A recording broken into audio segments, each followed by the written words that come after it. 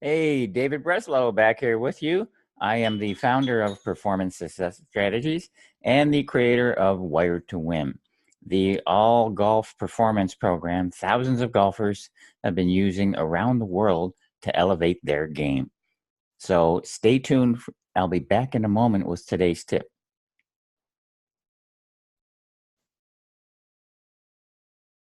In today's tip, I would like to talk to you about confidence. Confidence, you've read about it, you know all about it probably.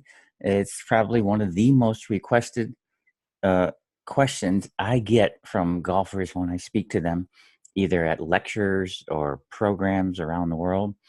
They're always asking, how can I be more confident, Dave? Well, here's what's interesting to me. And everybody that I've ever worked with, I ask them how they gain their confidence. So that's a question I'm going to pose to you. What is it that causes you to be more confident? What do you base your confidence on? That's really the question.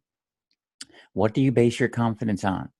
95% of the golfers I speak to answer that by some kind of a performance related answer. I base my confidence on my results, is basically what they're saying.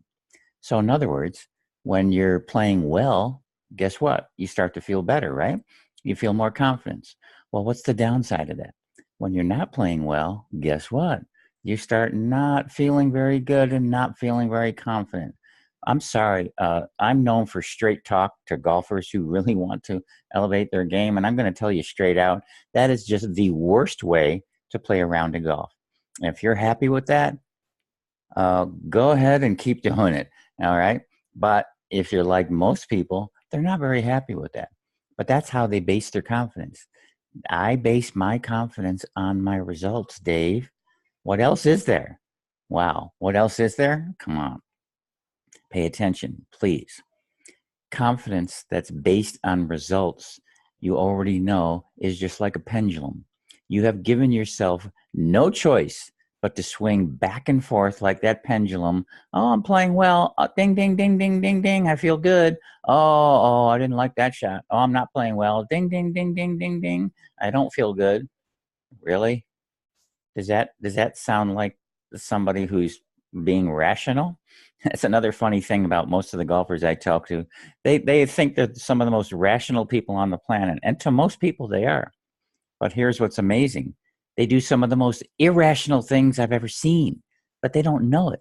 And you're probably in that category too to some degree. If you're basing your confidence on results, that is about the most irrational thing one can do. Am I saying that results don't help build confidence? No, I'm not saying that. Of course, when we're doing something well and we get positive feedback from our efforts, of course that helps us feel better and keep going and be more confident about what we're doing. But that's not what I'm talking about here. The players I'm talking about don't do that. What they do is they base their entire confidence and skill set on their results. That is deadly. And if you don't know that by experience, to wake up because you probably have had that experience already. Just think about those rounds when things were going well and then all of a sudden things stopped going well. Why? Oh, you hit a couple of bad shots, you got a couple of bad bounces, you got a couple of bogeys, got a couple of poor performances all throughout, whatever was going on. And all of a sudden you started to lose confidence. It's astounding to me how quickly athletes can lose confidence. Tennis players do the same thing. You notice how often they hit a shot and look up to their group up in the stands, just looking for something to help them feel confident. Those are athletes that are looking for things outside of themselves to feel confident. And as long as you're doing that, your confidence level is going to swing like that pendulum back and forth, back and forth, back and forth. And I'll say it to you straight in your eyes, straight in your face once again. That is the worst way to play a round of golf. The worst. What you want to do is focus on things you have control over. Because when you focus on things you have control over, there is no reason to feel a lack of confidence. The reason when you focus on results, the reason you feel so shaky about that, do you ever notice that? You feel like you're on the edge all the time? It's like, oh, that shoe could drop at any moment. Well, of course it could. It's because you could start making bad shots at any moment. You can get a bad bounce at any moment. You could miss a short putt at any moment. It could lip out. Why should your confidence be so sensitive to that? I'll say it again for the third time. It is the horrible way to play around a golf. There's no fun in that. No fun. No fun in that whatsoever. It's way too tenuous. You're like walking on a tightrope all the time. That's not fun.